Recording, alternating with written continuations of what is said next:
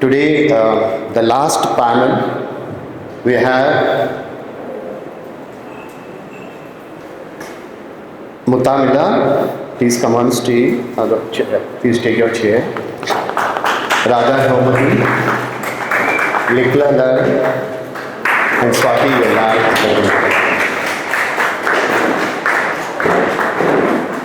So, and this session will be moderated by Menaka Rodriguez, Executive Director, India Foundation for the Arts. Thank you. Please. I would first like to introduce Swati and invite Swati to make her presentation.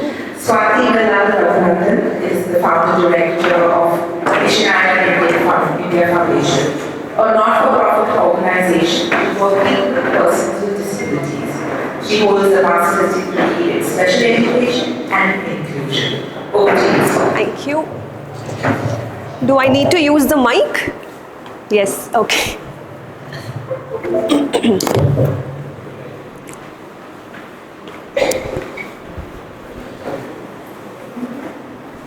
Namaste, good afternoon everyone. Hope you all had a great morning. I think some of us are tired as well. You know, in most conferences, disability is often overlooked. Although disability is one birth or one accident away, it's always an afterthought. So when I was invited to speak at this conference, I was obviously very thrilled because I get to represent a community that I work very closely with. I have a tendency to get very distracted. I get, confused, distracted by what I'm saying, so I'm going to be referring to my notes. I want to start with a client I used to work with when I used to work at a hospital setup. This was about 12 years back. I was the appointed clinical psychologist there, and me and my supervisor, we would meet different clients from all age groups, all ethnicities as well. This one particular client, he was about 8 years when he came to us, and parents said that he would get seizure attacks. So my friends who speak Kannada, fits ಆಗತ್ತೆ ಅಂತ ಹೇಳ್ತಾರೆ. So generally when we see a patient or a client like that, we do an EEG, we try and figure out what is happening. So we did EEG, but then the results were absolutely normal. So we said, okay, let's admit him, observe him and figure out, what may be going wrong. During the course of, his admission at the hospital, we saw that this boy had a lot to express, but just didn't have the means to. And over a period of time interacting with him, we said, okay, this boy likes to play, great. This boy likes to do art, great. So me and my supervisor, we shifted the therapeutic approach. We said, let's try something different with him. We would play with him every day. We would give him sheets and sheets of papers and crayons and paint readily available. And he started drawing. He would in fact ask the nurses to give the prescription sheets as well to draw. This went on for some time. What came up was something very powerful. Every drawing of his revealed something about his household. And one pattern constantly came up, which was parents fighting and him either sitting in a corner, lying down on the floor. When this came up frequently, that obviously opened up a very crucial dialogue. So we invited the family, we said, hey, what's going on? This is what we see as part of all the artwork he's done. And then they started talking about how there are issues. And, we started off with family therapy, but what happened was, next slide, Anna, next slide. What happened was, this was a tool for emotional expression for this young boy.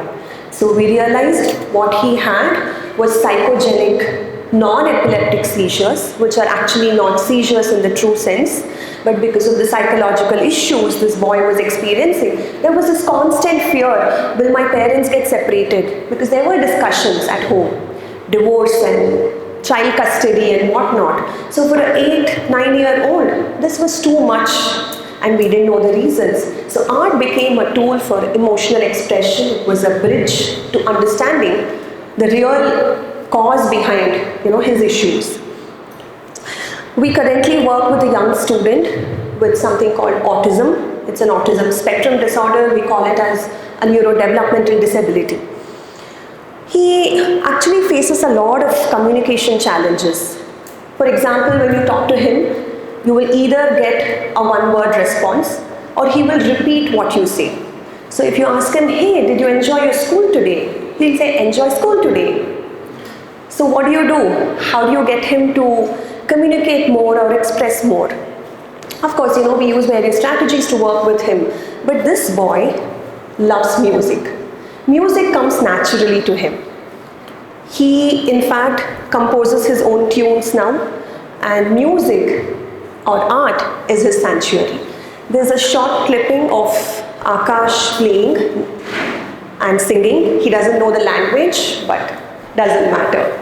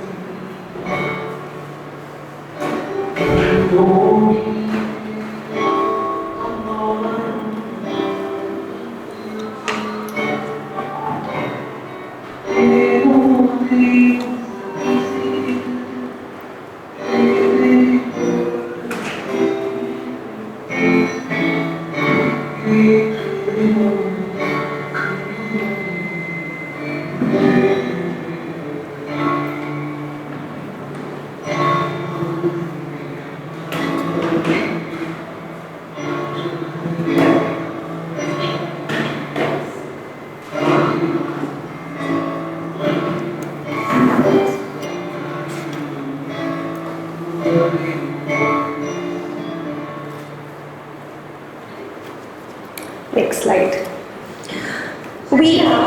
Actually, if you can just pause. Yeah.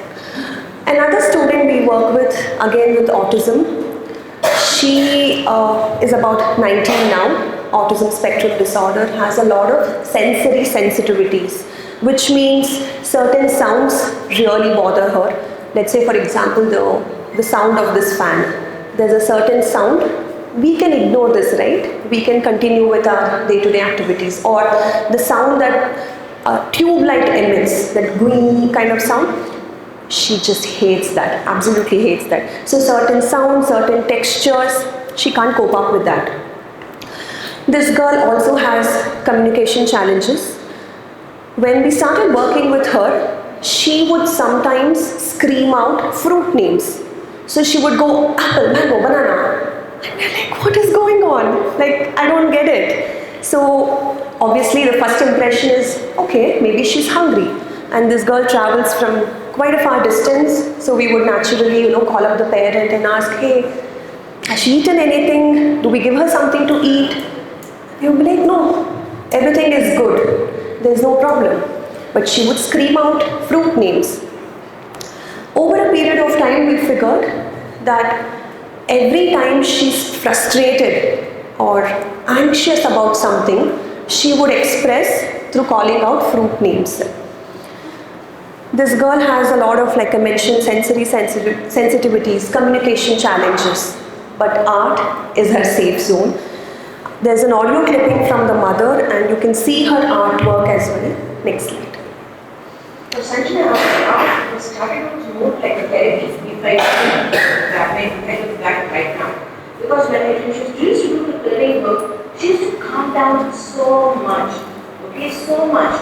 And because she had a lot of health issues going on, food allergies, we were on a biomedical protocol. This poor girl, went through a lot. Actually, she went through behavior issues, attention issues and health issues, and she used to sick all the time. Not a really fun childhood. what used to give her that peace. And we used to see that literally, in front of our eyes. In fact, that is one of the motivations for us to do the coloring book, because we wanted to give someone a joy of doing that and getting some benefit out of that. So this therapy part, which we didn't realize later on, our therapy was not talked about much.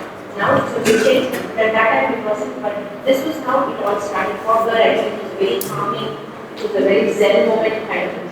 Because we used to see her really calm down for hours together when she was doing those coloring books, right? She used to do that, and then it got transferred to art. She stopped coloring after art. She started doing real art. She started transferring those to actual paintings. So that is just another factor.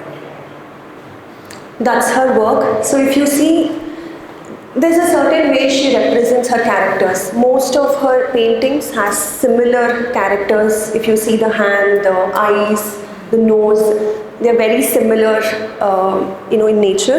That's just the way she likes it. So when you talk to her, hey, why are the eyes like that, or why is the nose like that? Obviously, she has difficulty expressing, but she does try to use single words to express. She says, I like. Like, okay, why not? So similar to these two, we have many students with us who try and express through some sort of an art medium, and we try our best to provide them, that environment, that safe environment to experiment and to express. Next slide. When everything becomes therapy, this is a problem for disability rights. Now, when should we call something therapy? I think I'm sure we all have heard of the word therapy, right? Especially the last couple of years. Anybody who has a problem, they say, hey, why not try counseling? Why not try therapy? Now, when should we call something therapy? When therapy is something that is structured, that's goal-oriented, led by a trained professional. For example, music therapy. Right? Music therapy by a licensed practitioner having certain goals in mind, let's say for somebody recovering from a stroke. There are enough and more studies showing why music therapy is useful for them. But when is it just a class? When art is done just for the sake of art. There are no major goals set, right? Somebody loves to sing, loves to paint, and want to probably pursue that as a career option, or probably it's just a hobby. It's a class. Now, why this matters? This matters for people with disabilities because when you call or when you associate everything that they do with therapy, it sort of medicalizes the whole situation, if you think about it, right? And the whole world now is trying to move away from the medical model of disability, which only talks about what he cannot do. A visually impaired person cannot see. A hearing impaired person cannot hear. Somebody with an intellectual disability probably have difficulty with learning and problem solving, etc. So when the whole world is moving away from the medical model of disability to a more holistic model, I would say, or a more inclusive model, which is the social model of disability, talking about accessibility and disability rights, when we associate therapy with everything they do, obviously, it's sort of a regression. So we must be careful in terms of, how we use therapy, especially when we work with this population. Next slide. Having said that, it reminds me of another client I used to work with in the hospital setup. She had a diagnosis of bipolar disorder, which means rapid mood swings. So a couple of days, she is very happy going about her work, she has a lot of energy and does a lot of things, but then there are days which are opposite. She goes into depression. It's difficult for her to even get out of the bed. So we said, okay, let's see what we can do with you.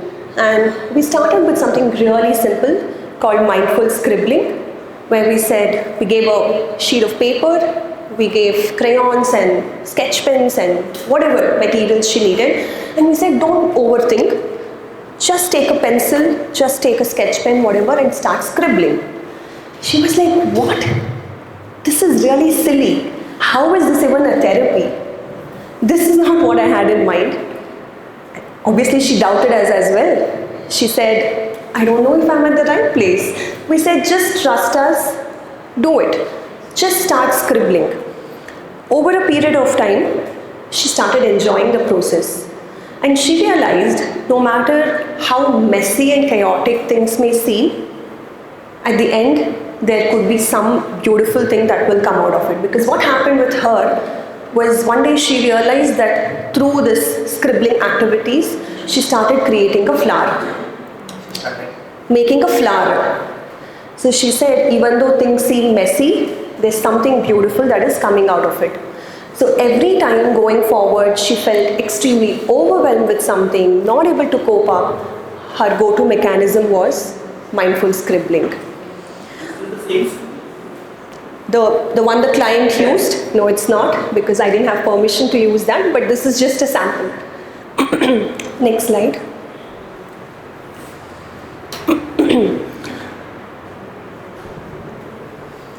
While the benefits of art is very clear, right? It's essential to also acknowledge the barriers most people do have. Next slide. No, if you can just go back. I think we've missed a few slides. Can you go back? No, okay. No. Continue. Continue. Continue. I'll let you know. No, just continue. Okay, yes. Now, if you see this picture, can someone tell me just this part? Don't look at the others, this one. What does it represent? One person. There are three people. If you see, there's one person here, and one here. Can somebody tell me what is the first picture? What does it signify? Lack of distribution. Is it about equality is not standing at the same level? Absolutely, right? So this is basically inequality. Somebody, is given so many benefits or accommodations while the others don't get anything. What about the second one? Everyone gets the same. Equality, right? Everyone gets, exactly. Same solution doesn't apply to every individual, but equality, right? Everyone gets the same treatment. What about the third one? Equity. So you're looking at individualizing, customizing what each person may need, and you're doing that. And the last one? No barriers. Absolutely. Barrier-free access. So, where are we when it comes to art education? We don't need to answer right away. This is something for us to think about. Maybe we are in between second, third, and the fourth. We keep, shifting, but this is just something for us to think about and see how we can, make things better. If you can go back to the previous slides. Yes. This is, one such organization in Chicago called ABLE. Artists Breaking Labels and Expectations. That's the theater group. They work with people with neurotypical people with disability. They recently had a production of a play called The Little Prince, and they had deaf actors, dancers, those on the wheelchair. So this was not just a theater production, this was showing the world that diversity matters and everybody is welcome to do theater, music, art, etc. Next slide. We run a design program at my foundation, and some of the work that these guys do are absolutely phenomenal. We work with them on various applications, and sometimes they would be working on something so minute, so detailed, you can't even understand. Only when you zoom out, let's say they're working on a tool like a Photoshop, only when you zoom out, you get to see what exactly is happening. This is one student who loves working on various design elements, and he has perfectionist tendencies as well. So if he doesn't like what he's created, then he will just delete it. So if you tell him, hey, it's okay, maybe we can help you correct this small thing, He says no and he deletes it, to the extent that he'll go to the recycle bin and delete it from there as well, so that you don't retrieve it back. Next slide. Yeah, continue. So barriers could be, physical inaccessibility, lack of adaptive tools, societal stigma, etc. Next slide. Having seen all these inaccessible, buildings and issues that artists face, there is, a company called Access for All. It's started by Siddhant Shah. Amazing work. He got this thought, of course, only after his mother was diagnosed with visual impairment, partial visual impairment. So when he started, taking her out, he realized that, okay, there is a ramp, great, but I have a person my mother is with visual impairment. Ramp may not help her, but she loves art. How do I make this accessible for my mother? So he started working with various museums to create tactile art. And the audio, the subtitles were simplified for people with intellectual disabilities. Next slide. So if you see somebody with cerebral palsy enjoying an art show at a museum in Mumbai. So what do? We need to advocate for people with disabilities, their artwork. If you see the works of Frida Kahlo, her work was inspired by her own disability of chronic pain. Ali Stoker, the first wheelchair user to get Tony Award. Gauri Gupta, somebody with multiple sclerosis, and she does a lot of advocacy when it comes to making art accessible for people with disabilities. So I think we need to take inspiration from them and see how we can make art more accessible. Next slide. So arts are definitely not a luxury. We must take this seriously, and if we want to have better representation from artists with disabilities, then we need to act from yesterday, but of course we can always start today. So I hope all of us in some way can contribute to this. Thank you. I'm sure there are a lot of questions which we take after each of the presenters have shared. I'd like now to invite Radha Gopi, who is a painter, a poet, and a student of art history from LS University Baroda, and design from MIT and Chandigarh. So welcome, Radha. I'd like to invite you to share your thoughts with us.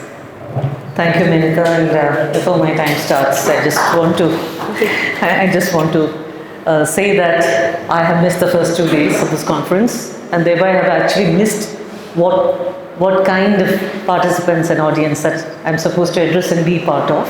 So therefore, when I heard paper, I'm not used to writing papers, but it became rather papery. So please excuse that. And also, I also find myself a little embarrassed that I'm speaking in English, whereas there must be a lot of people who are having a difficulty in following the kind of papery English that I've used. So please stop me at any point of time, and I can communicate in Hindi. I can manage Tamil, Malayalam definitely. Yeah. So anyway, my time starts now. Yeah. Okay. Yeah. What else? Okay.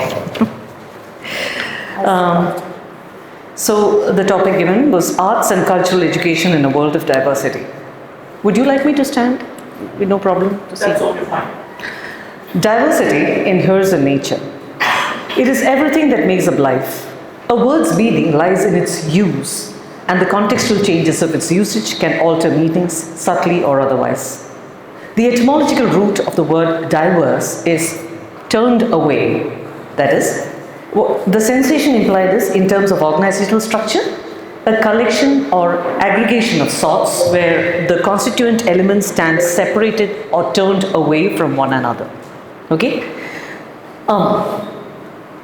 However, a community cannot be formed by the turning away of multiple elements from one another.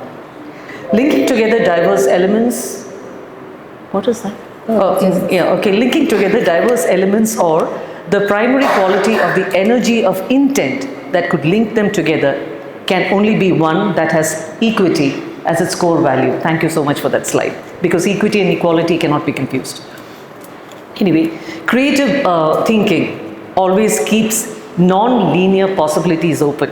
Here I'd like to quote Vaikom Muhammad Bashir of Kerala, who had this, amazingly inventive and humorous and insightful writer.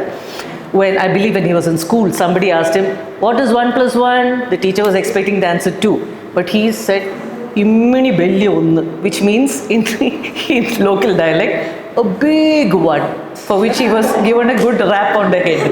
Okay, so the thing is, we can reason, like when 1 plus 1 reverse join together, what do you get? You get an immini belli onnu, right? You don't get, right, okay, fine. Only then diversity can become the experience of the endless permutations and combinations of various elements that in relationship qualitatively influence one another, but without subsuming, dominating, reducing, or putting down the other. Now this is actually the core of what I want to say. Only thinking diversity along these lines, it is an increasing evidence that we are living in times where this meaning of diversity is breaking down irrevocably. I would like to put a question mark after irrevocably. What is happening is polarization, where differences are not only accentuated and magnified at the cost of all extant linkages, even the possibilities and potential for the same are discounted, brushed aside, glossed over, falsified. And as the screws tighten, also demonized in avenues of social discourse, where cultural forms like films, serials, ads, fashion, visual art forms all play a great part. The result of this dangerous game of religious identity politics results in a society weighed down by the highly divisive us and them mindset, triggering violence and hubris on one side, fear and hatred on the other. As we live in times where children have begun to ask each other their religion and caste, memories of my own school days in the 4th and part of the 5th decade after India's independence in the central government-run school chain, the KVS, Kendriya Vidyalaya Sangathan, with textbooks supplied then by the NCERT, comes back to haunt. We grew up hearing ditties on family planning on radio. I'm sure a lot of people here will raise their hands. Hum do, hamare do, okay?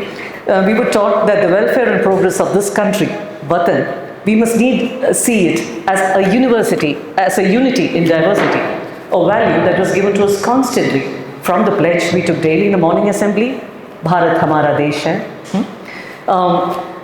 in the morning assembly, to the greetings to teachers as they entered. We all stood up and said, not good morning, Jai Hind, madam, and then we signed off, okay?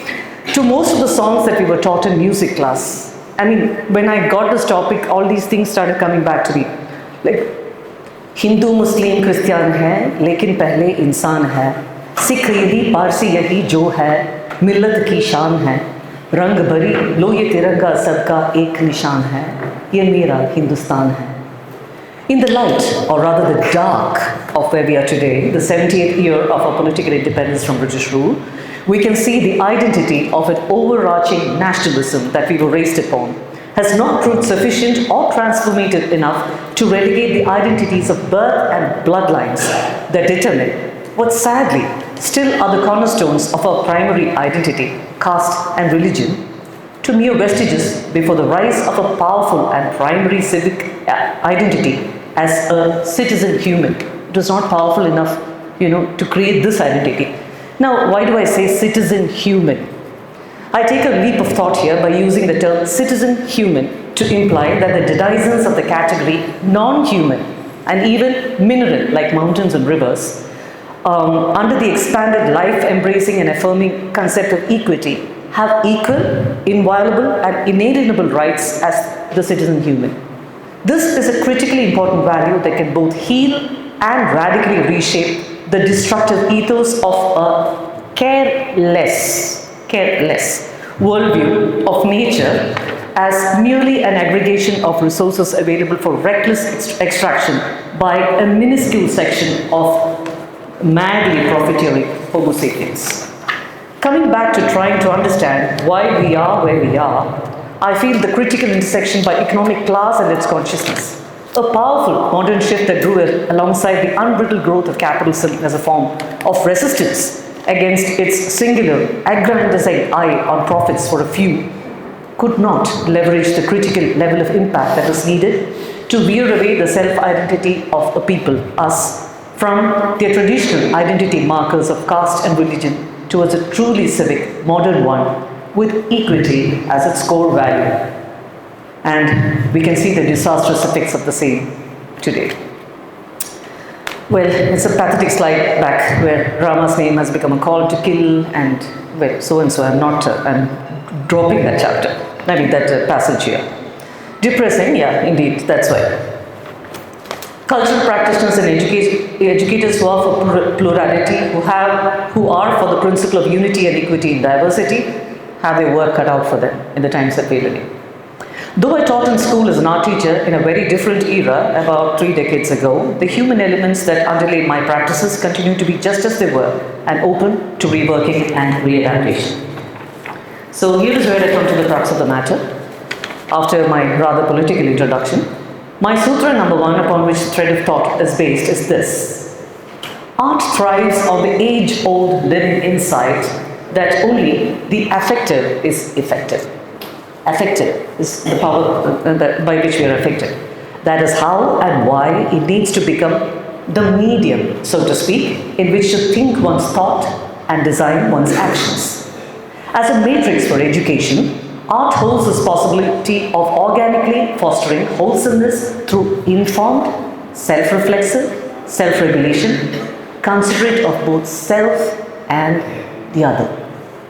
It needs to be underlined that art can become a matrix for learning by doing in schools only, underlined, when its affective power is creatively connected with well-informed, well-developed critical faculty for raising questions and formulating answers for those that can be answered while respecting those that can't. Well, there are always questions that can never be answered. To continue, 1. Interspersing theatre exercises throughout school schedules promotes the values of the democratic of democracy, equity, trust, teamwork, by turning these into deeply seated somatic memories, that is, memories of the body. Somatic memories that helps internalize and integrate democratic values with life. This needs to start from the way we organize our school assemblies, for example. Our school assembling systems are mostly based on military standards of mechanical conformity and obedience to outer command, rather than organic self-regulation and spatial positioning in non-competitive relationship with one's neighbors, is an insight that hit me hard recently when I was attending a theatre workshop. Participating in basic exercises in that theatre workshop that trained us in giving and maintaining an organic equidistance in movement and stillness evokes tremendously democratic values of mindfulness of self vis-a-vis all of one's neighbors, that is, all of the community. It hit me in the face actually while we had a ball throwing exercise that we are so trained in competitiveness that when we started the ball throwing exercise, we are thrilled when the other person can't catch. See, you raise your collar. But then we realized that no, actually this is not it. Gradually in this exercise, we effortlessly began to move into the mindful, deeply enjoyable mutual encouragement and facilitation by which building the longest continuous duration of this graceful pass and catch between the entire group became our common goal and our shared success. Okay? I blazed Joseph's paper. He's a friend of mine. There was just one line that I managed to read. I loved it. He puts it very succinctly. Children are by nature collaborative, not competitive. So it has taken a long period of brainwashing us to become who we are today. The one who laughs when we throw a ball in such a way, a curve ball, where you say, yeah, he couldn't catch it, that kind of thing. So various exercises in trust from a young age allow for deeply felt experiences of security and collective mutual responsibility that becomes a way of life. 2.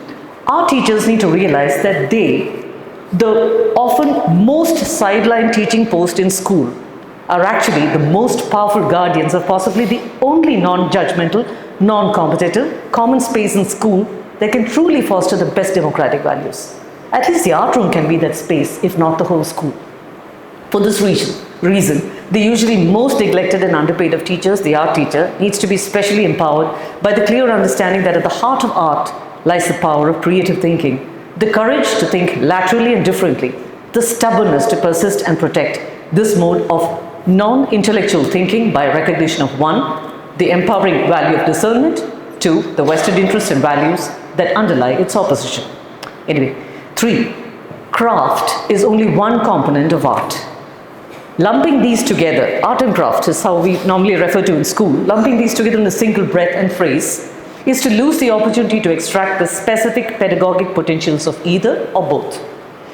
Craft activities have not only the possibilities of improving dexterity, accuracy, hand-brain coordination, it also has the potential to open a window to them contextually. That is, inquiring into the evolution of crafts promotes awareness of cultural history, anthropology and ecology, while inquiring into raw materials, their manner of procurement and processing. It is like Janara was using the Kaudi.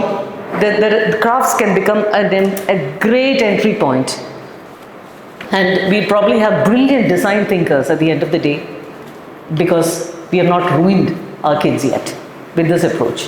4, if art is not fundamentally about skilling, then what could it be about?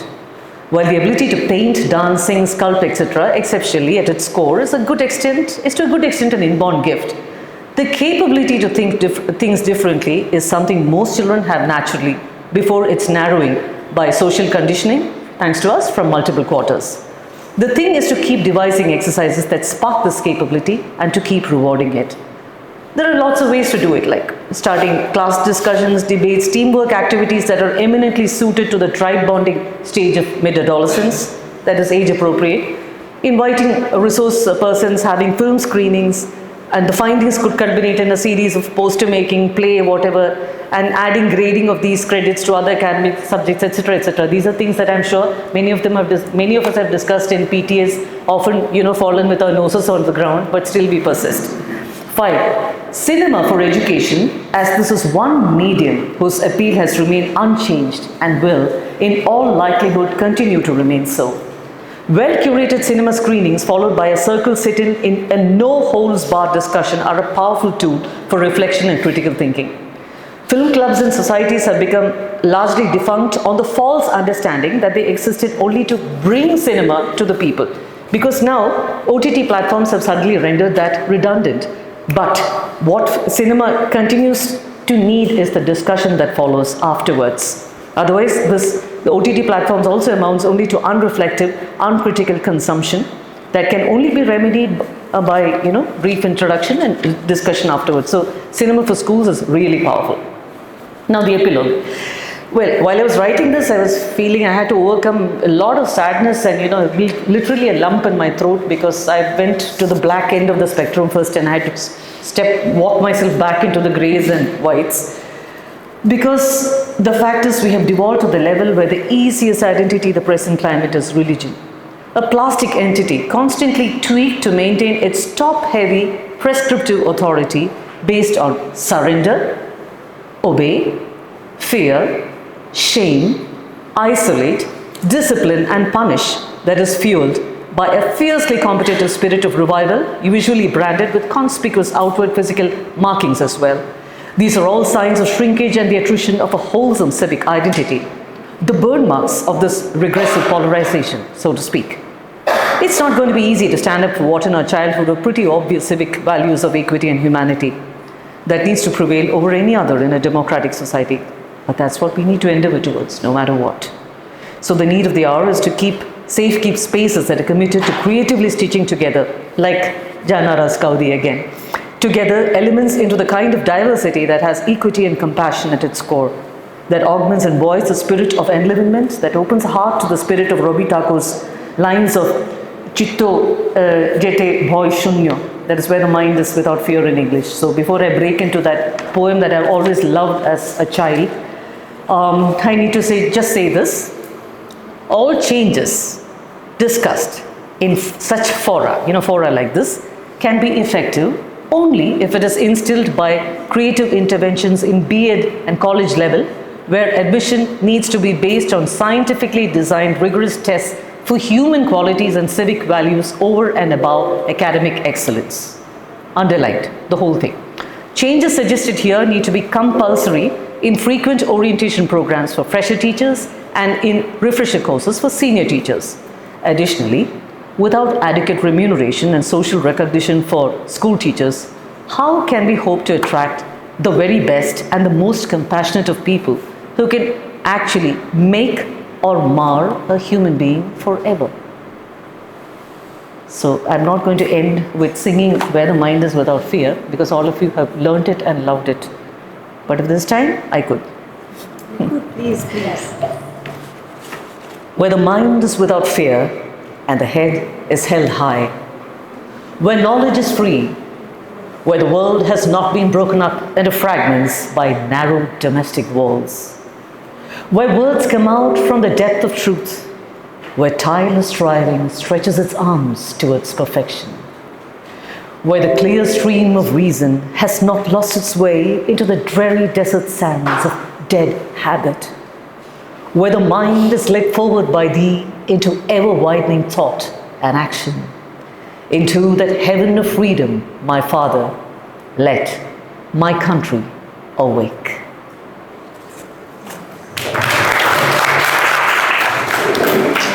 Thank you. I think that was beautiful to end on. So I'm not going to add anything else.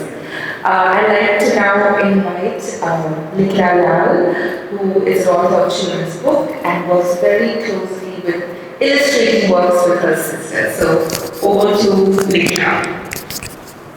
Hi everyone. As opposed to popular opinion, my name is Likla. It's not Happy Kaur. Rather, you missed yesterday's session, so you won't get that one. So I'm a writer. I've made books. I've written books about art. And when I talk about writer, I guess I'm also a designer of stories, of experiences, and I believe all of us are. If you are an educator, if you're a teacher, you are designing and writing these wonderful experiences that your children go through. If you're school management, you're designing and writing the very culture in which children thrive. If you're a policymaker, well, that's a huge job, a design that affects all of us. Could you just position the laptop? I will click. Yes, thank you so much. Can I get the chair for you? Yeah, just here. Sorry. No issues. Yeah, thank you. So when I was asked to speak about ethics in art education, this is what I thought of, right? As a writer, my inner monologue is loud and constant. Am I a liar? Yes, I am. All of us are, okay? Let's face it. But something as simple as a sentence as, a mango is yellow. Is a mango yellow?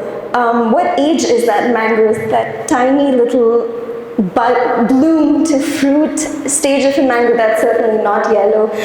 The current mangoes that we saw on our walk today are very, very green. What variety of mango is it? So many of them are this lovely orange color. Also mango, the name. Is that the name all of you use? All the children that are reading my book, are they really thinking of mango as a mango? So there's so many lies in whatever we write, and I think that's why we call this a post-truth era, right? We're also so overwhelmed by content. It's everywhere. There's like so many, just so much. It's so much, it's too much. And so to decipher, to really know which lie makes sense to you, what is truth to your context. Am I a truth teller? Yes, I think so. I write what I know. I strive to know more. I strive to be with wonderful people like you that are doing wonderful work. And I strive to constantly update myself and be also in college, right? I studied literature, and death of the author was really such a vital way of thinking about reading a piece of literature without any context at all, right? Treating it for what it is. It doesn't work when you're a writer. You're not dead, you're very much alive. Where you are, what you do, who you speak for, all of these things are super important. Am I a creator? Am I an explorer? And am I just human? And to me, this is the bottom line of ethics. Me, I'm a human. You're a human, whether you're a teacher, you're a child. And I think that is the core of what we need to think about when we're talking about making stuff and we're talking about ethics. So I wrote a book called I Spy Indigenous Art. I've kept the books here, you guys can come and look at it later. But it explores 8 of the painted traditions from around India, including Gondan and Wali. And this is, of course, Bhadrisham's work that's in the cover, the blue fox. And I actually got to see him paint this work at the Jaipur Lit Fest, where I did also interview him for the first time. And it was really wonderful. But this book was a mammoth of a research project, right? There's not a lot of information available for a researcher, for a writer of arts. You'll find information on an exhibition maybe, or something about the life of an artist, some articles. That's really about it. I think with the indigenous arts, it was even less information.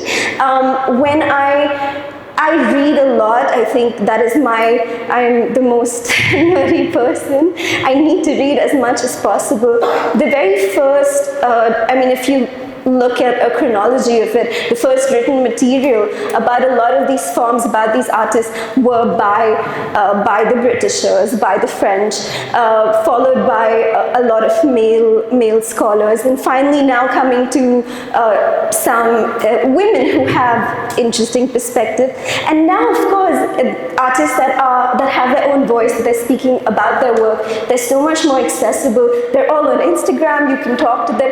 It's lovely. But I was genuinely paralyzed by this because it's so complicated. How am I supposed to write about? How am I supposed to talk to children about this work? The name itself, it's easily contestable, right? The same works, you will see different words for it. People will say tribal art, people will say folk art, vernacular, traditional, regional, right? And these are words that are valid in the context and time that they were written in. I had a wonderful mentor, Dr. Molly Kaushal, who guided me through some of this.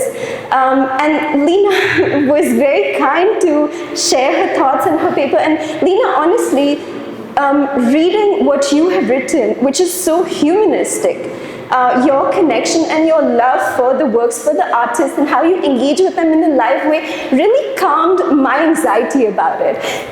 And I was able to write this book. It's got lots of artworks, it's got history, the sociological context, and lots of the works and some of the stories of each of these communities. Since the book has come out, I've traveled with it. I'll say most people don't even know these forms. They are ancient forms, to be honest. They've been around. Some things we recognize, like Warli. Across the country, children know Warli because it's in the textbook, but they won't know, for example, Fud in Jaipur. Genuinely, the kids in Jaipur didn't know what it was, and it's like 1 hour away from their homes. I actually feel this is probably one of the most important books I've written. It has changed how I think about art, how I think about art and the relationship we have. For all of these communities, art is just life. There is no distinction. It doesn't belong to a particular artist who has a status in society. The kids do it, the women do it, the men do it. They have their own ways and rituals about it. For the Walis, art is a vital part of their marriage ceremony. The Goans have now translated an oral musical tradition into visual forms. I just feel like everyone needs to urgently know about these forms, about these communities when they're thinking about art. And I feel like I'm really preaching to the choir because all of you work so closely with community, and it's so similar to it. But I'm also aware of when I'm writing, when I'm writing, I am aware of my own shortcomings too. What I really miss, and I think I was telling someone, as opposed to teachers who are actively engaging with children every single day, I don't have the pleasure. So I do a lot of workshops around my books, and I learn so much from them, but I am aware that there's so much that I need to sort of work on and hopefully better in the next book. So this is a book about Abanindranath Tagore. When I said this thing about we're all humans, so are the artists. So with Abanindranath Tagore, he's written a book called Apun Katha, which is his childhood, remembrances of his childhood. I read it, and that was really my source material. I treat the artists also as humans. They are not some, grand, yes, they are grand in their own ways, but what were their life experiences, their emotions, their stories, and from that comes the book that I make. It's not any other process to it.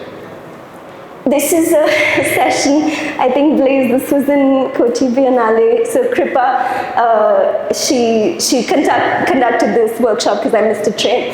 But I trust, just like I trust the artists, I deeply, deeply trust the children that interact with all of these works, that they're going to be the wild, creative sparks that they are, and that's about it.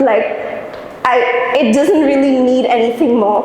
And then I remind myself of who I am, and that's me. I'm not really into hierarchies.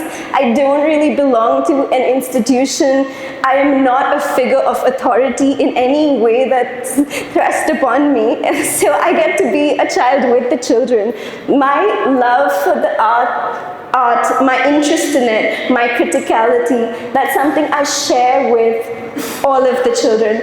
I also find myself in this interesting role of a rebel rouser a little bit. I think when I travel, I love to introduce a little bit of chaos. And it's so, so important, right? These are pictures from the Buckaroo Literature Festival in Bhopal, and across the country. Actually, I go into a session and I love to do dance and movement things. There's so much resistance. Children don't want to move. They don't trust me as an adult when I say, come, let's lie down. Let's just lie down. Or let's just dance. They don't trust it. And it's so saddening, but I remind myself that that's what I love to do, and I'm lucky to be able to do it. Coming to really the second point, the first, of course, was when we're talking about ethics. What are your personal ethics, and what does it mean to you, right? The second is the ethics of art. The world is very complicated. Ethics, to me, are not really about good and bad, black and white. Of course, that is something that's there, but art helps us understand the world in ways that are easier, perhaps, than listening to a political debate or a news channel talk about something. So I've put down a few questions, right? Which artist is popular? Which artists are being silenced? Which artist has the most economic value? And I think these are really important questions about our society. We're all creating art in our spaces, in our communities. Questions about funding and fundraising have come up. Why are certain artists, their works being sold for like a massive amount of money when it's so hard for the rest of us to cobble together even the minimal amount to have art materials, right? It's a reflection of where our society is. And then some of the personal questions which really guide how you are connecting to the world and society at large. Which artist do you relate to? Which artist moves you? Which artist offends you? I've just selected a few images from my books. This one is Meera Devi Dayal's painting about, it's Bombay, the flamingos are flying, so there's a sense of the urbane, but also wildlife, and I think that's a lovely way to get started talking about these relationships. Rajesh Bangar and Gauri Gill, the Warlis have always fascinated me in their capacity to draw the world and the changes that the world is kind of going through. So here, Gauri Gill's image is one of nature, but on top of that, there are these illustrations of some sense of the urbane again, the roads and the cars and things like that.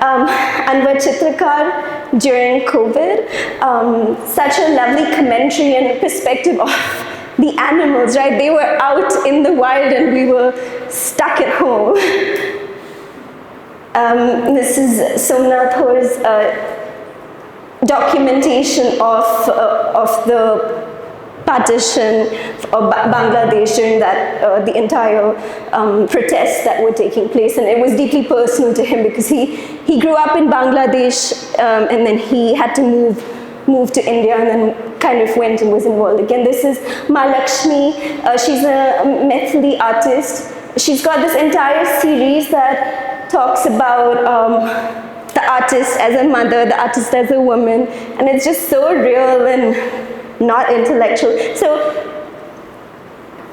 yes, what about controversies, right? So here I've just got a picture of, from Ajanta, and then I'm going to talk about this idea of nudity, right? Oh my gosh, how dare she? But nudity's been such a part. Would you look at this and say, oh no, I need to cover my child's eyes, right? But it's questionable. People would say, oh, how can you? And also, women, men without tops, that's fine. So the body is such a natural thing. Children really don't have this inherent moralistic reaction that we really cultivate in them. So, you know, other things like AI. It's important to have the conversations to talk about it, not to dump an opinion on the children at all, right? Oh no, okay, I'm gonna rush. Sorry. I have so many slides left. Okay, this is Kripa's book. It's called Art is a Voice. She's my colleague and we work at Art First. It's a book on art and activism, and I think very much talks about all of this. And a lot of philosophers write about the relationship between art, beauty, ethics, law, right? So beauty, it's almost a standard of virtue, right? What we aspire towards. Ethics, I've talked about that. Law is art with, outside, for, against the law. It's in flux. So I wrote this, my sister's an illustrator and we make comics together, so we wrote this story about, in a dystopia, about an eco-terrorist, and so page 1, she throws a bomb, and then the bomb blooms and becomes an entire tree. So, you know, is terrorism bad? Oh, I don't know if I should talk about this, right? I play a game called Dungeons & Dragons. It's like an oral storytelling, a collaborative storytelling thing. So obviously there are all these archetypes that you actually play, you embody these characters, and there are these ideas of alignment, right? So from true neutral, from good to evil, and then from ordered to chaotic. This is some netizens' representation through classical art, Western classical art. But the idea is that through these imagination exercises, children get a chance to explore the idea of ethics. So I did this workshop, and one child, we were making games. One child said, the rule says, you have to cheat while the judge is hiding, like it's important. And then for another child, no cheating wasn't important. Ethics. I'm going to skip ahead a little bit to really the thing about art making. I'm sorry. Okay. So children have to be able to come to their own ethics. This is a little flow from observing or reading something to contemplating, questioning it, and then channeling it into action, and finally expressing it through your art, through your voice. And most important also is collaboration and community, and where all of that fits in. Gayatri mentioned visual thinking strategies on day one. I use it a lot. A child is going to look at the same painting and see a black hole or a lollipop or really whatever it is, and that's great. I wrote this book called Wounds. It's about the artist Somnath Hor. Lots of adults, not lots, some, were like, oh, it's really dark. Kripa has illustrated it, and we wrote it during COVID. We weren't thinking about it, right? We were responding again just to the artist, their experience, their art. But then when the lockdown opened up a bit and we actually traveled with the book, we did a wall of healing, and somehow because the subject was so dark and the artist himself, it became a space where people wanted to come and share and tell us about their wounds and their hurt, and as though it's okay to talk about it. So much of it is repressed. This is a workshop that we did. Sorry, I'm skipping through. Yes, okay, finally. Little Light was like a sister. So Art First is the publisher that I work with. It's an art education organization. And then Little Light came out of those experiences, and it's a curriculum on the self. Because how can you be free if literally every single period is telling you you have to be structured? So we did it through arts, right? So you had the children acting, and then they drew, they made stuff. Okay, very last slide. This is where I grew up, and these are my parents. My art education was really at home because my parents were artists. My mom was a glass artist, and dad, they worked together, but he was also a painter. And I grew up in Kunur. So that's where we live. And I grew up in nature and art and beauty, and I was very, very privileged to do so. But I think what I really do want to end with is ethics, utopias, dystopias. They're all a combination of imagination and belief, right? We've all shared different ideals of what art education needs to look like. I remember NEP came out, and still, years later, we're still talking about art integration as some future thing. You need to believe in the thing you believe in, already assume that that imagined world, that imagined utopia is one that you belong to, and work keeping that in mind. All right, that's me. Thank you. Thank you. A lot of, I think a lot of us will have questions to you later about your process, how you engage with children, how you pause, and I think there was that slide in the middle which she rushed through, which had a lot of interesting details of collaboration and connecting with children. So we'll come back to that. In the Q&A, maybe we can ask Likla a little bit more about that, about holding space for authenticity of creating the story, telling the story, but also authenticity of giving multiple entry points for children as well. So we'll come back to that. I'd like to now invite Muttamir Karaiviri, who is a leader in social engineering, education and advocacy for marginalized communities. She's the founder and CEO of Neelam Trust that has empowered first generation learners through folk art, theatre and creative expression. Over to you. Thank you. Vanakkam and warm good afternoon to everyone. So I'm from the School Education Department of Tamil Nadu, Model Schools. So we are from the Holistic Development team. We use art as a tool for social transformation. So before we start, I just wanted to start with a small activity. So the entire presentation is only for 20 minutes, so I'll talk for 10 minutes and there is a video to be played because I want our children also to interact and talk and share their learnings with you. So I will quickly pass a small paper. So before we talk about everything is art, right? Everything around us is art, like the dress that we are wearing, the design of the chair, and everything is art. So I want you to think about farmers because a lot of issues happening around farming, and farmers went to Delhi to protest. So I want you all to imagine something. If you think about farmers, what comes to your mind first? So you can, I know most of us here, didn't have like picked a paper and pen to scribble for a long time because we used to like, in our busy schedule we forget like we are also artists. So I want you all to think about one particular thing that comes to your mind when you think about farming, and draw a farmer and name him. Like you can call like Kandan, Supan, Ramesh, Suresh or whatever it is.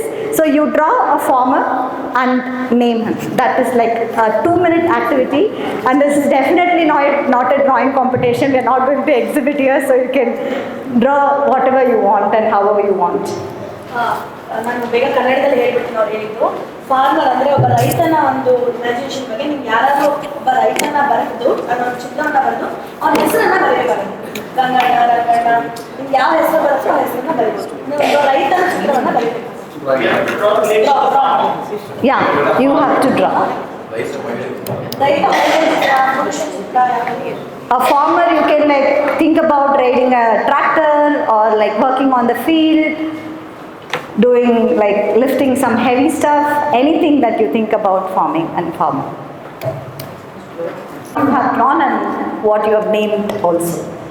So can I have another mic to pass this? Thank you.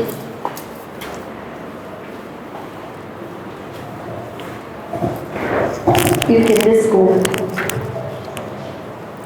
Maybe 4 or 5 of you can just sit. That was the case I expected of you. It's okay. I have driven my uncle tilling the land. His name is Sonapa. Okay, thank you. Can you go to him, please? No, I'm going to. Saitya here. Okay.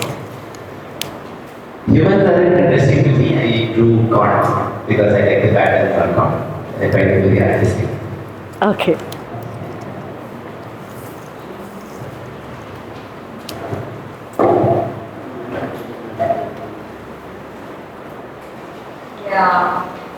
Farmer Reddy says, I am lucky to be one with nature. Okay. Nobody gets a chance to be. Okay. So quickly, how many of you drew a picture of a woman in it? Yeah, maybe like 20% of the entire audience. Yeah, okay. Thank you. So the entire idea of this exercise is like anything we think of like hard work, smart work, or anything, like even we are not gender sensitive. We like, think about men in the role. If it is not even a farmer, if I ask you to draw a doctor or an actor or anybody for that matter, would have just, the first thing that come into our mind is like a man. So even as adults, I'm sorry. If you have told cooking, I would have written my mother. no, that is the gender stereotype, right? You think like women can only do cooking. If you go to the field, 90% of the work is done in the field is by women, and yeah. So we as adults, educated, gender sensitive, we call it as like gender sensitive adults. We often like tend to forget about the role of women in our society, right?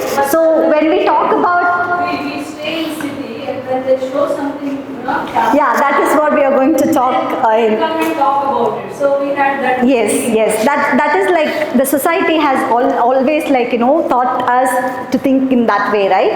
So when we think about children and education, so how are we going to inculcate this gender responsive education in their perspective? Because we have to go to the root. If we ourselves we are not able to think about women's or gender responsive education roles, norms in our thought process, it is very difficult for us to work with children.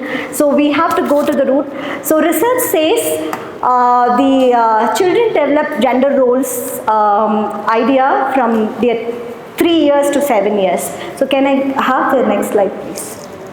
So how children learn about gender is through gender norms, gender roles, and gender relation.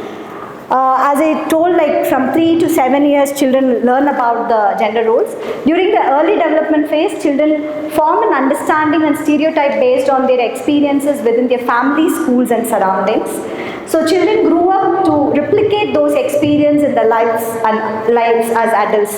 So whatever we show them, whatever they see in television, in their schools, in their home, that is what they replicate in their behaviors. So the importance of early gender sensitivity in education, I want to quote Dr. Ambedkar. He said, I measured the progress of community by the degree of progress by women have achieved. So in India, almost like 35% of girls in rural India complete secondary education. They were not able to complete because of gender bias. And gender sensitivity, as I already spoke, it starts from home. The impact of gender stereotype on career choices, like we've already spoke. When it comes to girl children, they always say, like, you go to study something. They should not choose engineering, or they should not choose anything like different kind of professions. So it is always thought like men are like capable of doing things that the so-called sophisticated work. So the next slide, please. So if you see the slides here, breaking the stereotypes in our schools that we work with, the Tamil Nadu Model School Societies. Basically in Tamil Nadu, we will it is like told that women can only do that kolam in front of the house. So boys doing that, and boys cooking, and also boy performing role of a woman in theatre. These are the things like we try to tell the students from their schooling and learning experience itself. So, and also what we see in movies, because most of the time students are spending watching movies and watching reels, social medias and all of it.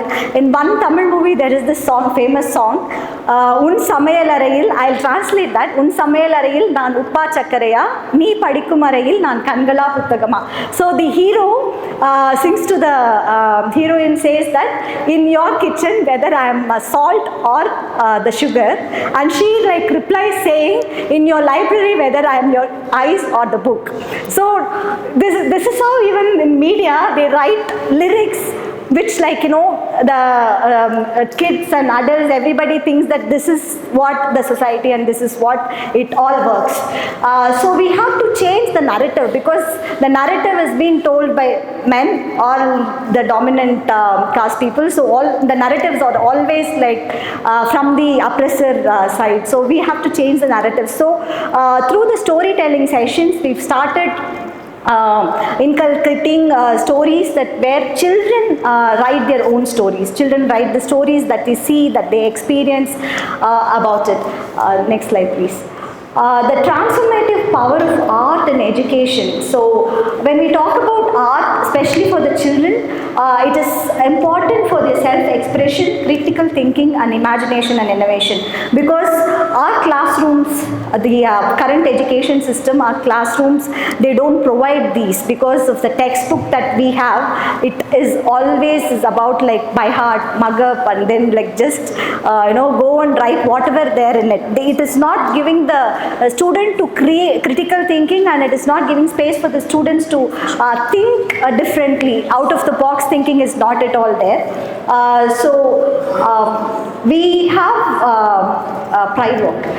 For the first time in Tamil Nadu, I think first time in an Indian schooling system, I guess, we had done a workshop for the children about the gender sensitization, LGBTQ.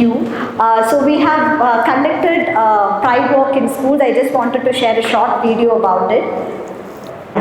So these are the students from the age of like 12 to 17, they are from 9th to 12th standard. So this is the first time we have tried it. We had a lot of opposition from the school teachers because they have like old school and conventional thought, but still we were able to manage to do it. Because when we talk about gender, we always speak about male and female. We are not talking about people with gender non-conform, gender identity. We are not talking about it. So when we are from model schools, the students are going to the premier institutions in India and abroad also.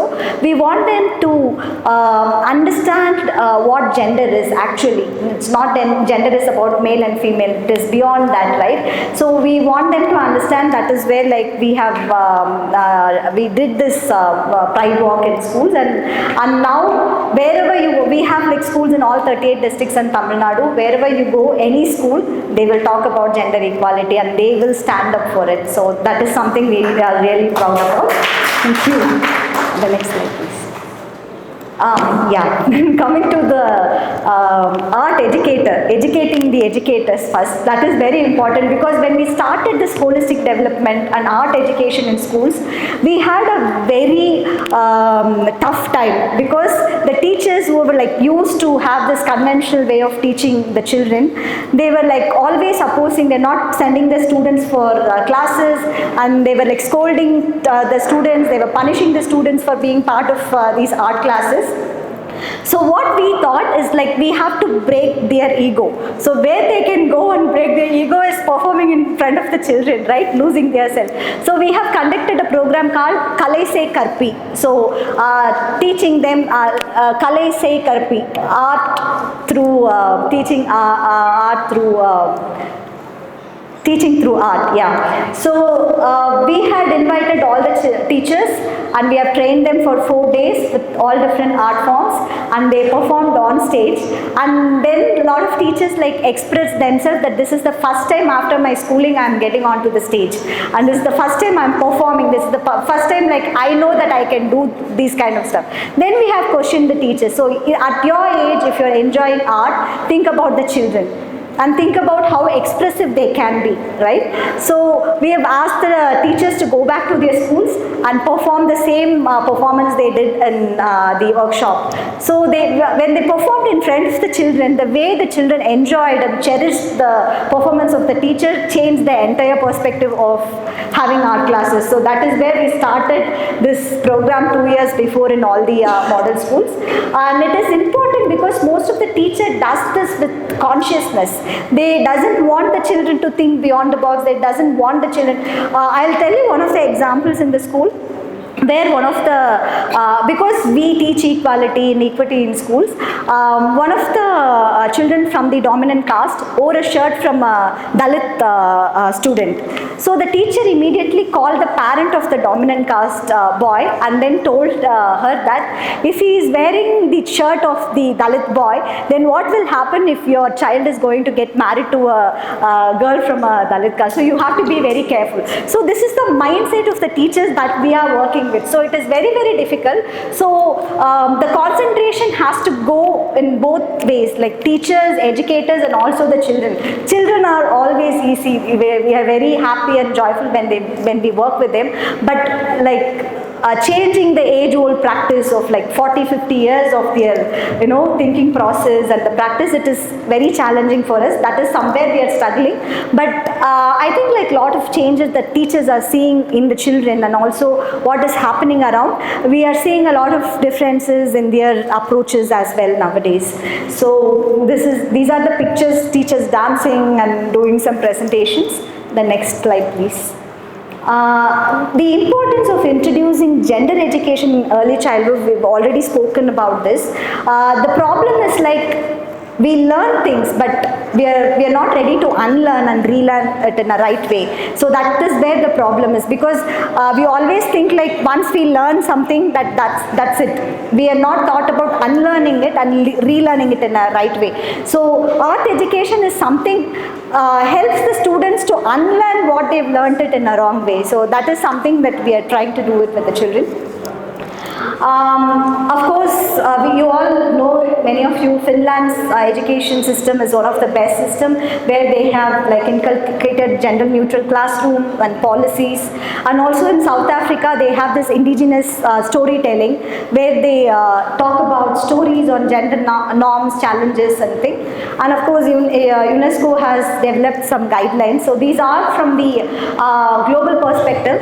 When it comes to Tamil Nadu and the Dravidian practice, next slide please. We have, as I already, The previous one, she wants to take photo.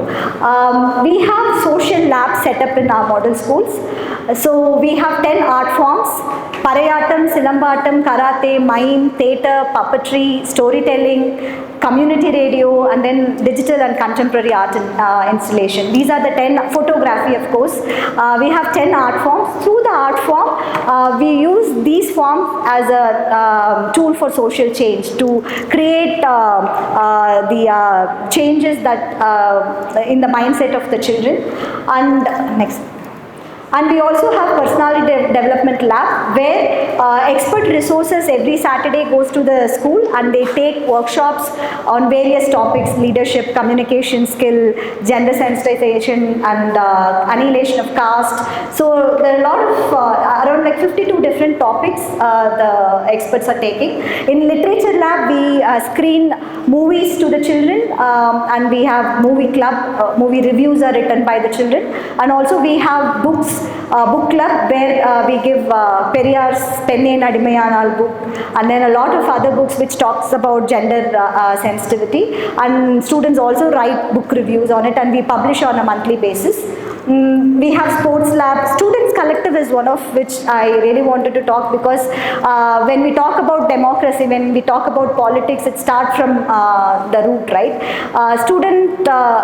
Though like the voting age is like 18 and above, but when we become 18, we don't know what to do with the vote, like whom to vote, how to approach it, and all of it. So we wanted to start it from schooling itself. So we started Students Collective in school, where we have ministries. We have president, vice president, education minister, food minister, and health minister, student well-being minister, astronomy lab we have. So we have astronomy, art and literature minister. So we have ministry in school, where the student take leadership and they conduct regular general body meetings. We have conducted election, like the real election happens. We have polling agent, nominees, and campaign, everything we had.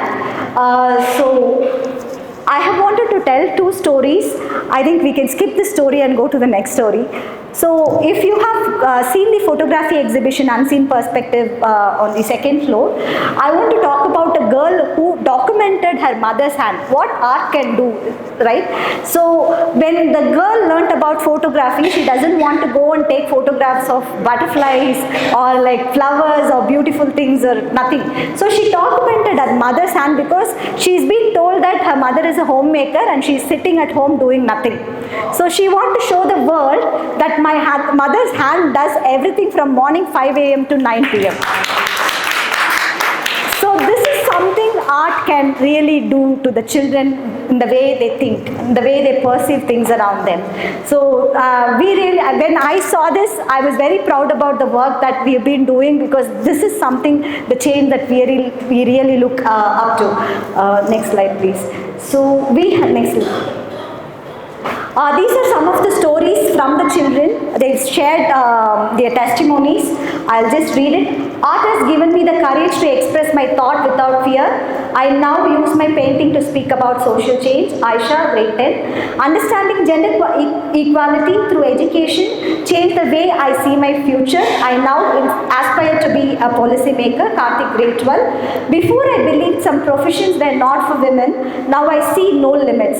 Education has given me the confidence to dream beyond stereotypes. Priya, grade 11. Through theatre and storytelling, I learned the power of empathy. My friend and I now conduct awareness session in our village. Ravi, grade 9. We also do outreach programs where children go out to the nearest village panchayat and they do create awareness program on child marriage and importance of education and importance of parents being the ownership, taking ownership about school, because school is not something that owned by one person. It has to be community driven. Then only everybody will have ownership in it. So these are the testimonies, and thank you. And I have a video to show where our children are like sharing their experience with you all. With that note, I want to conclude a quote with Pablo Picasso. Every child is an artist. The problem is, do we remind the how to remind when we grew up as adults? So keep bringing that artist inside you, because all of us are artists, and art is something that can help us express our own self. Thank you so much, and I hope you all enjoyed it. Thank you.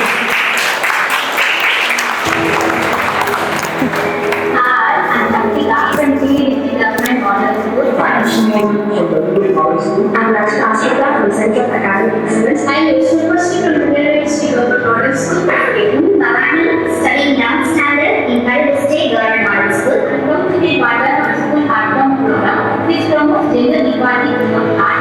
It helps the conversation between the boys and the girls when we see. In our art form, girls and boys interact with each other. They share ideas with each other during our four periods. If we play a game, we join our hands together in order to show the equality. It's not about joining our hands, it shows the equality among us. Apart from learning the art without huge stage. Don't even talk to those who are maybe doing our reason.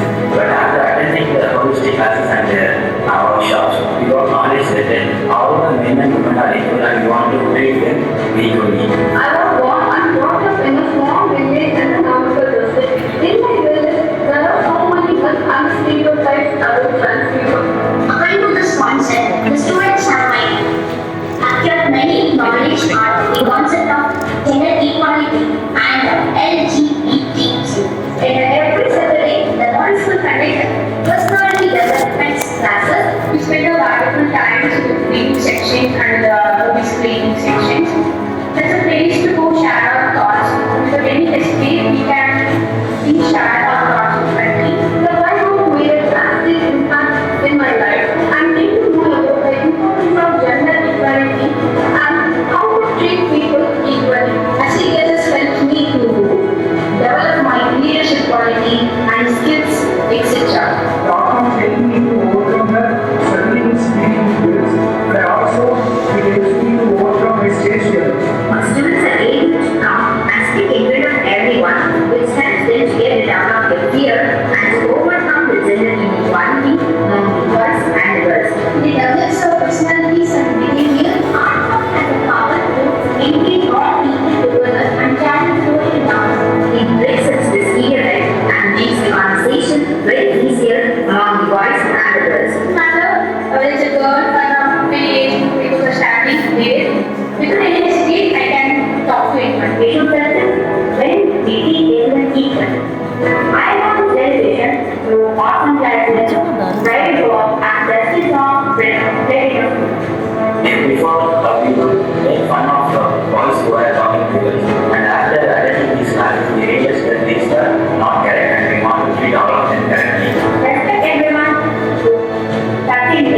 It's very useful for school students to break such stereotype and to overcome the gender inequality among the school students. Equality has no gender. It's a great diversity. The government has interesting actions in order to improve our communication skills and assets. Apart from this, a hidden ritual going on which is relevance. Secondly, these people will be helpful for our future to engage the team actively and to elevate the leadership. Thank you. And this is the first time our students are talking in English through our language lab. I hope we are very happy about it. And I quickly take a minute to introduce the team here behind all the hard work. So can I please stand up?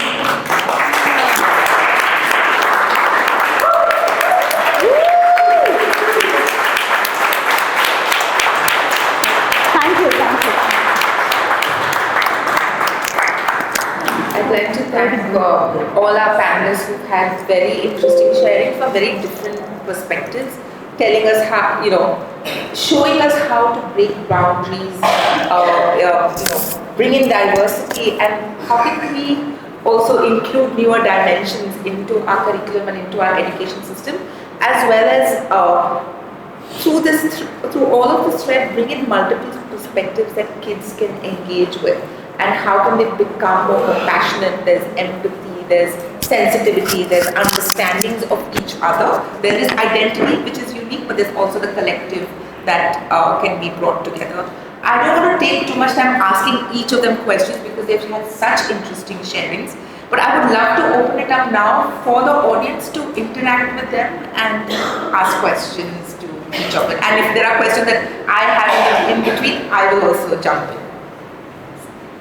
So if you have questions for the panelists. Hi. The question is to you. I had a couple of things that came about when your presentation was going on. One was there is a constant conversation about ownership by teachers and the management. If we have to bridge the gap with the parents because the children are split between the school and home 50% of the time, right? So how do you see that happening? And the second part of the question is, how do you think we could scale this in a larger way, in a larger volume? Bringing parents to school itself is a big challenge, but we have formed something called School Management Committee, SMC. So we have 21-member committee where the parents are the elected representative in the committee. So every month they have meetings where they have to inspect the school before the meeting, go around the school classrooms and check the attendance and check the attendance of teachers, not students. They check and see whether the teachers came on time, whether they have completed the syllabus they have promised to complete, and also they go to the kitchen and see whether the quality food is served, and they go to the toilets and check whether the sanitation is in a proper condition. So this has been happening for almost 2 years now, and we have also trained the parents, the committee member throughout the Tamil Nadu to take leadership and question. And the big thing is we have also made the parents as maker and checkers in signing the checks. So if the parent doesn't the leader of the SNC committee doesn't sign the check, the HM cannot take single money of the school's fund. So this is something that we have created, and this is happening throughout the entire state. I hope if other states adopt this method. And all our presidents are there. All our presidents are there. And all the president of the 21 committee member are women.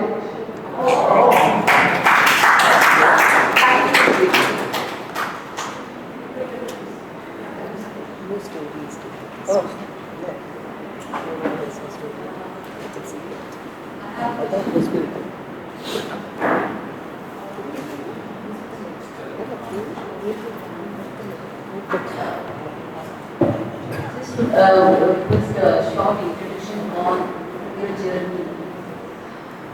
How did you start and why? What moved you to industry? And also to get your Louder, sorry? And she wants... Oh, another question yeah. to Likla, okay. Okay. So I was born and brought up in a slum in Chennai. So my father was alcoholic, and I've been I struggled a lot to get into education and get access to education. So after completing my first standard, I worked as a cleaner in a canteen and also a sweeper in, people who look at a saree and sweep the entire room. So I did this work for almost 3 years. And meanwhile, the zeal for education, to continue my education, I did my BSc Psychology through distance education. And then I had an opportunity to go and study in Tata Institute in Mumbai. So my parents didn't allow me to go and study because all that we see movies about Mumbai is terrorism and sex workers. So they were very scared about it, so they didn't allow me to go to Mumbai. So 2 years I was not in touch with my family. I did a part-time job in the library and I took care of my studies. So this is where I thought. And I was the first student to be elected president of Tata Institute of Social Sciences in 75 years. And later I got an opportunity to work in Australia. So I worked with Australian aborigines. So I'm the first generation learner, and going to Australia, the entire my generation family was going abroad. I was the first person to do it. So I went and worked there for 2.5 years with aborigines. then I thought how education, the transformation that education gave me from the sweeper and the cleaner to the community liaison officer in Australia. So I wanted to give the transformation back to the society. So I came back in 2014. I started this organization called Leader. So art is something which is very personal because art helped me to come out of a lot of things and express my own self. I was part of Scouts and Guides in my schooling. So I know how impactful art can be. So I thought art is the only medium that I am connected, that I can get the children get connected to. So I started this organization and we've been doing this for the last 10 years. So that's the story in the shop. Thank you.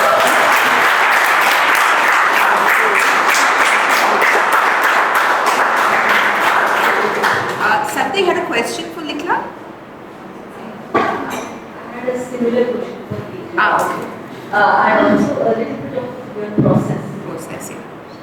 Okay, so I was born in Bombay, but my parents, being artists, decided they didn't want to raise kids in the city, so they just transplanted and moved to the Nilgiris where I grew up. It's beautiful, but it's also relatively lonely. I think the closest child was like 1 kilometer away, so we didn't have a lot of social playtime. I read a lot. Our house was full of books on our walls. My father has recently told me that he was possibly dyslexic, but I think as a designer, as an artist, he just loved beautiful books. There was no limitation on what I could read, what I couldn't read, so I did everything. And then for higher education, we moved to Mumbai. There's really no colleges in Nilgiris. I didn't know very much about how to plot a career. I wasn't a smart, savvy kid that way at all. I studied in a humanities college, and I was deeply unhappy with the level of education. And so I landed on literature because it was the one subject I felt is great for my self-study. I read what was the curriculum, well beyond the curriculum, and I think that's at that point I learned how to be a learner. And I still continue to be so. Regarding the books I had, I was very fortunate to meet Ritu Kura, who started art first. And sometimes you meet someone and it just clicks between you, right? The way they think, the way they see the world. And I was very young, she was much older, and she'd been doing this for a while. But we just totally connected, and I started writing for her. Not just writing, as a tiny organization, there was no distinction in roles, right? We were involved in teacher training, we were involved in curriculum building, conferences like this, we were the organizing committee, all of it. So I think that was a really huge education in thinking about pedagogy for me. Regarding my process of writing, I said very little bit about it, which is when I write about an artist, I try to approach it with neutrality in a way, but also a lot of curiosity. I read everything possible about the artist that's available. I also speak to art historians and other people that have interacted with the artists. And of course, I read their works. I think what is curious to me is what I can write about best, and hope that inspires curiosity and joy in the children when they look at that work as well. I hope that answers some of your question. Yes. Thanks for sharing. Both of you, we're very proud of you.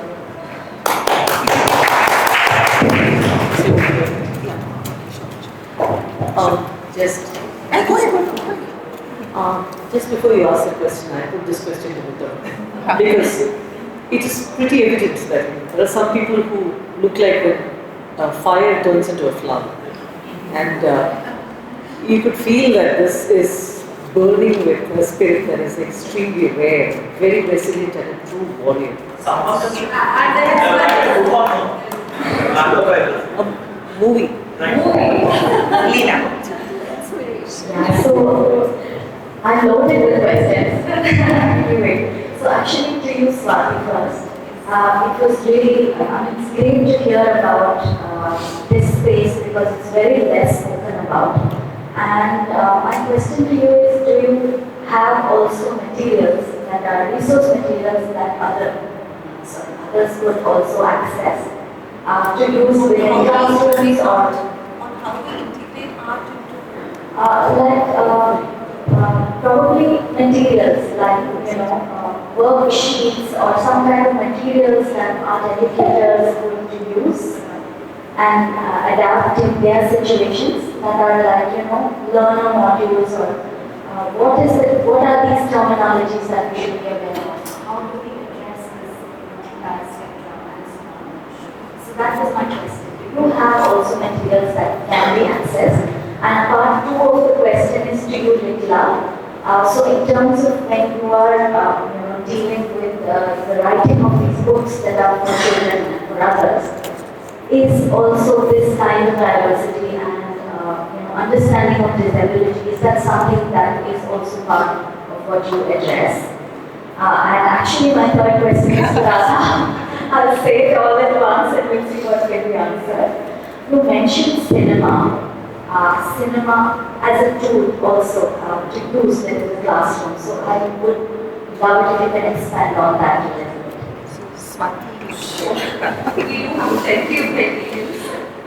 If you want materials to create awareness about disabilities, of course we do have plenty of materials. But if you're looking at how do I integrate art when I'm working with children with disabilities, of course there are materials we would be happy to share. But what I would like to add is, with any child we work with, we have to presume competence. Because the moment a child gets a diagnosis, learning disability, autism, whatever, right? There's this air of doubt that builds in, very deficit-based. Oh, he or she can't do this. Milestones are delayed. She can't even hold a pencil. Why am I going to give her a crayon? Right? So what we do very consciously right from a young age, right from early intervention, is to sort of change that. Build competence, presume competence with the parent, working with the parent along with the child. That makes a lot of difference. And yeah, I would be very happy to share more materials on this. May I ask a follow-up question? Often a child who has competence, a different competence, is not recognized in the classroom. So are there ways in which you engage with schools and policymakers and teachers in that space? If there are ways that you, I'm just curious. Because I know it's a challenge, because we were talking yesterday about assessment, and that becomes so primary that this takes the back seat. I will just share it with Marjana, my colleague. I recently met a parent whose child has something called selective mutism. So he just goes like blank. He will not utter a word, right? Now this child expresses beautifully at home, but the school is getting admitted to requires him to do an interview. How? He can write really well. It's just that he just cannot speak. It's an anxiety disorder, he cannot speak. He draws really well, he writes really well. Come on, change your assessment methodology. Schools are not ready to do that. I think that's where we really need to look at some sort of a systemic change in our education policies to accommodate children of all abilities. And exhibition spaces as well. Yes. Thank you, sir. There's a lot of nervousness when we tell children, hey, let's go to a museum. Because then we won't understand. Right? We have to break that. Like, simplify the descriptions that you have. As simple as that. I think when you're writing, there's this hyper-awareness of, I don't know who is reading the book. I don't know where they're from. I don't know their background. I don't know what sort of room they're sitting in. I don't know their level of literacy or visual literacy, where they come from, all of it. And I think that there's a lot of trust that I'm trying to do justice to this artist's work, and that there are adults at the other end as well, educators. We work so much with libraries as well and with schools, that they will do. There's a question. We take a question from that side. It's an open question, you can answer. So, what do you think are the challenges in integrating global cultural perspectives into a local arts education curriculum? So how do you broaden their horizon of creativity, thinking by also maintaining or sticking to your roots? So how do you bring that balance, or how do you train your arts educators to do that successfully? Define roots would be my first question. Because that refers from region to region, so you probably, like she said, in Tamil Nadu, she has implemented some of the local art forms, dance, and it differs from region to region. In Karnataka, we have so many different other traditional art forms. So while you want them to still understand and appreciate the local art forms, and you also want them to understand the global cultural perspective, how do you bring in that balance? How do you open up their minds to that? So, and how would they respond and receive that? I mean, our own culture is so rich that it has a lot of art forms. Of course, we are trying to add certain things called, as like 10 art forms, we have contemporary digital art installation, which is not from our culture. It's a big struggle to, inculcate the art that we have within our culture itself. So we're not thinking about anything beyond that for now, because it's a long way, it's a long journey. Maybe in future we'll be thinking about it. And from our perspective, I can just say that because getting Palay into the school itself a big social stigma, because Palay is played only by Dalits. So giving Palay out of the drums, which is played during the death ceremony, right? So giving those instruments to all the students from all other castes itself is a big struggle. So we are studying within, so the scaling up from other global level will take a long way, I think. Thank you. I think what she is trying to do in a context that is still pretty rustic and rural. Unlike, what maybe the English medium schools in the city or whatever, is actually a massive challenge. Now, one little thing like kolam is actually supposed to be a Tamil thing. My ancestors are from Tamil Nadu, so I love putting a kolam. So recently the theatre workshop, one thing that we did is, one thing I said, bring rice powder. So we used our puttu bodi or the appam bodi. And when I started doing something and everybody joined it, a kolam doesn't become a singular entity. It can become a terrific, a story that you can make by joining and joining and joining. So there you are. You have roots, but flowering in a new and different way. So, this is my idea to you, my request to you. I love Kavadi. Okay, Kavadi is there only in the Murugan temples in Kerala, and it's in Pushan that time. So Kavadi, whenever I look at Kavadi, I see a forest. We can remodel the entire thing of what is there and probably create an ecological message which links up everything, and maybe we should talk about it later. One thing. We have time for 2 more questions. I'm going to go to the person in the back just to open up the room. Hey, it's very strange to be talking to you in English outside Madras. My question was, did any of the kids who participated in the Pride March, they get into trouble with their parents, they get into trouble with their family? If so, how did you handle it? Will they be back in the next year's Pride March when it happened again? You don't have to teach children to convince parents. So everything that they do in holistic development program is opposed by 70% of the parents in the schools.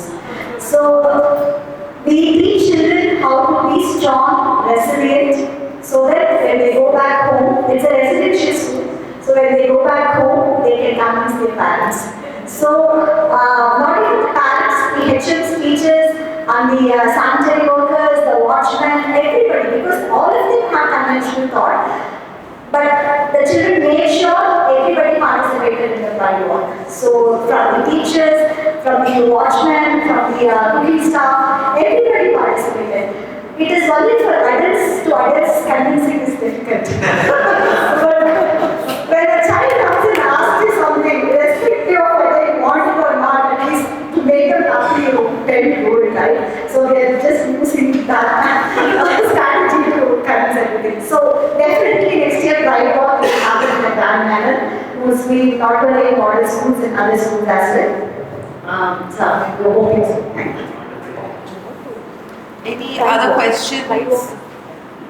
Otherwise, we'll go back to Sarita.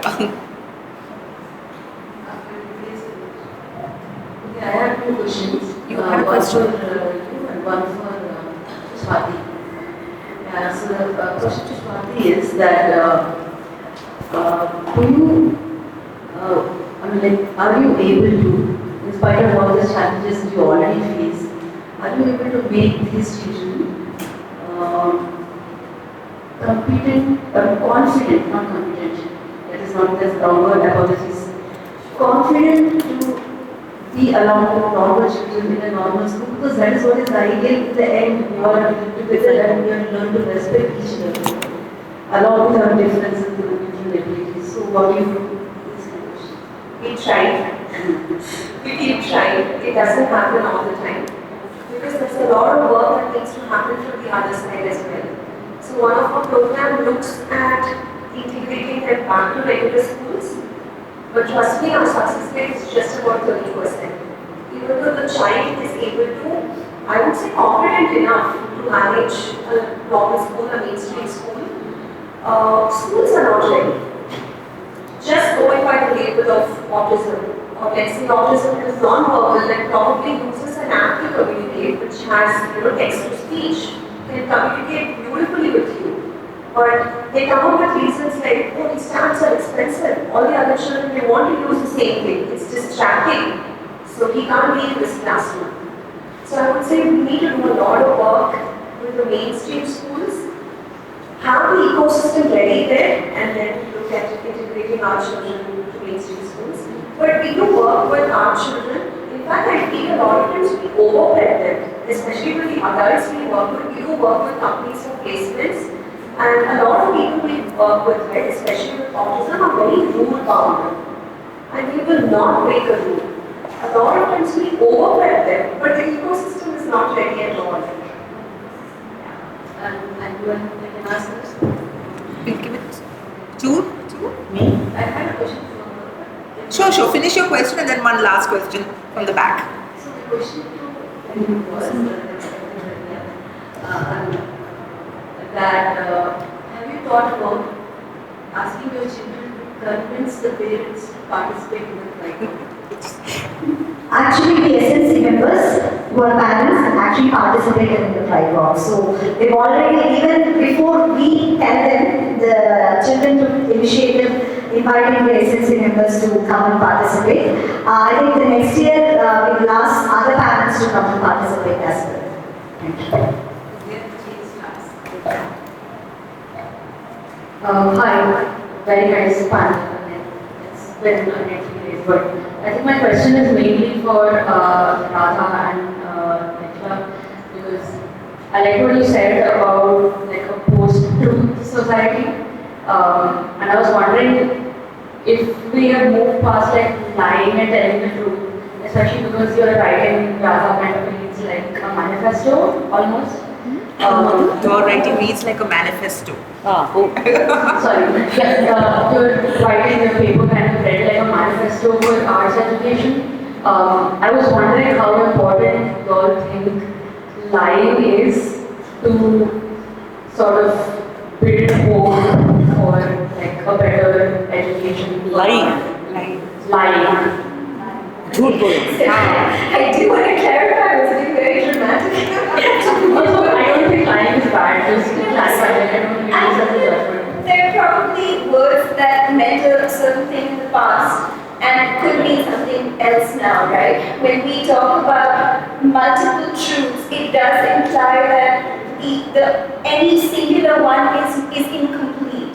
And I think that's a nice way to look at it. You can then say, okay, what's the missing piece of the puzzle and what can I find next? I think also very much my point was there's so much of it, right? How do you have that criticality to make sense of it and to see what is relevant to your life and really what your voice is also. I feel like being careful to Google. So anyway, somebody has said that to put up with the horrible truth that is life, we need a beautiful life. So so I'm still struggling with what exactly we could have meant by the word life. But I think that, it again opens up things of what is this thing called truth. There can't be one truth, it must be truths. So there are so many versions, right? And also, I think that sometimes art has this thing, why it's called art. We say to do something artfully is always something that's not very direct. It's always, it goes like this. It's tangential, it's lateral, it's sort of, it has a way of, creeping under the surface and popping up where you least imagine it. Sometimes it's just a scent, or sometimes it's a voice that has no body, an ashari. So, I can only respond in this way. Make sense? Yeah. Did you feel that my manifesto was like a manifesto, and did not have these shades? No, it was nice because I think what I was kind of wondering with lying is because we're trying to work towards a utopia, and I mean that as a compliment. I do think we should work towards a utopia. I think lying is important, and it was nice to kind of hear you all talk about that. But I was just wondering whether what you write is based on an experience of a democratic art space, or whether it's a vision and that's something that you're trying to perhaps the lack of it. Perhaps the lack of it. Yeah? So there's this old saying, if you want to get to the top of the coconut tree, you have to aim for the stars. So what's important is to have an aspiration and not to get cynical over that. That's where the concept of equity also comes about. That's where real life fight comes about. Thank you everyone. I'd like to thank our lovely panel. And taking from what you said and what Nikla said in her presentation, can we imagine the future, right? Can we aspire for what we want that world or that classroom or our education system to be? So on that note, I'll close this panel and thank our lovely panelists for sharing such diverse perspectives, and all of you as well. We'll now break for lunch, and we come back here at 2:45. Ganesh is going to link how we can engage with heritage walks and bring them into the classroom. And this morning, some of us went out to explore Hyderabad, and how can we engage kids and the classroom with heritage. But before we break, I just give the mic back to Radha, who wanted to share a little bit more about the lovely conference bags that all of you received, which was courtesy our collaboration with Radha's group. She can share a little bit more. Thank you. Just one line about this, and which is probably why I had stars in my eyes when Janara was talking, because I was inspired long back when I was in Chandraketan. PG student, rather than live in the hostel, I lived once near the Santali village, and the other time I lived with a cycle rickshaw gentleman who gave me one room in which there was no electricity. The power was tied just outside of the corridor, and I cooked on a kerosene stove, and I got to see the origins of Kantha, the embroidery, which is a simple quilt making thing. So anyway, I work with a tiny rural collective, and this is actually made completely we work with tailoring waste and export furnishing bits. This is completely a gift from a humble curtain maker who actually happened to walk into my stall in the Bamboo Fest, and he said, "Oh, you can do such things with waste." I said, "Yes, we could do some nice things." He said, "I work making curtains, but I have burned some, sadly, only because I don't have space, but I love them so much. Would you like to have them?" So that's thanks to that cheddar that all these bags came together with a lot of adventure.